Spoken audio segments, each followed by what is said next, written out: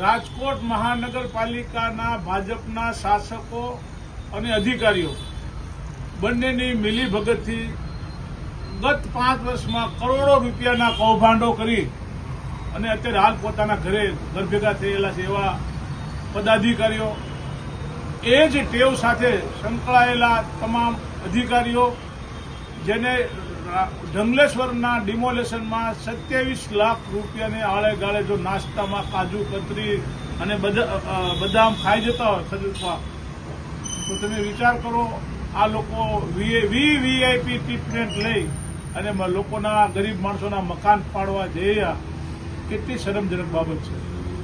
તેમાં હું આપને વાત કરું, મંડપ જેવો મંડપ 8-10 મંડપ નાખ્યા હોય, એક મંડપના 300 રૂપિયા લેખે ગણો, 500 ગણો તો પણ એનો 25-30 હજાર રૂપિયા ખર્ચ થાય, એની જગ્યાએ મંડપમાં 6 લાખ રૂપિયા જેવો ખર્ચ, 12 લાખ ઉપરનું પાણી.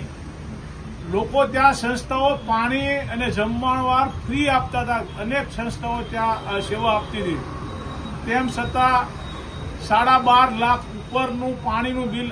એક બોટલ જે 250 ml ની આવે, બજારમાં 5 રૂપિયા મળે છે, જ્યાં પ્રોડક્શન થાય છે ત્યાં 1.5 થી 1.25 રૂપિયામાં આપે છે, એના 8 રૂપિયા લેખે હિસાબ કરી અને 8.5 લાખ રૂપિયાનું જો પાણી અધિકારીઓ અને પદાધિકારીઓ પી જતા હોય, તો આનાથી બીજું કરવું શું?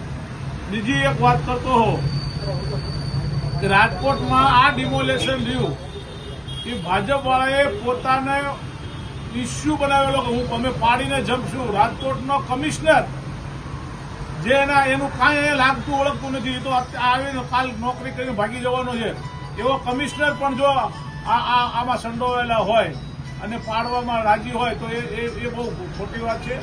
અને હું રાજકોટના કમિશનરને એક વાત કરતો હોઉં તો અત્યારે રાજકોટ મહાનગરપાલિકાના સ્ટેન્ડિંગ કમિટીમાં જે બિલો મૂકે છે, એ સ્ટેન્ડિંગ કમિટીના બિલો કમિશનર થ્રુ જ હંમેશા સ્ટેન્ડિંગ કમિટીમાં આવતા હોય છે. એટલે ક્યાંક ને ક્યાંક કમિશનર પણ આમાં સંડોવાયેલા છે.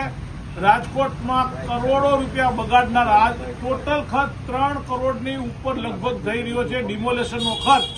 હવે 3 કરોડ રૂપિયામાં નાના માણસોને મકાન આપ્યા હોત ને તો એટલા મકાન પણ બની ગયા. 1100, 1150, 1200 મકાન પાડવા પાછળ 3 કરોડ રૂપિયાનો જેવો માતબર ખર્ચ કરનાર ભાજપના મિત્રો અને અધિકારીઓ, એમાં કમિશનર સહિતના તમામ આ બધા લોકોને શરમ રાખવી જોઈએ, શરમ લાગવી જોઈએ કે એક તો બેનો દીકરીઓ રડતી હતી, બનેવીઓ મકાનો ગોતતા હતા, બીજે ભાણિયાઓ રખડતા હતા.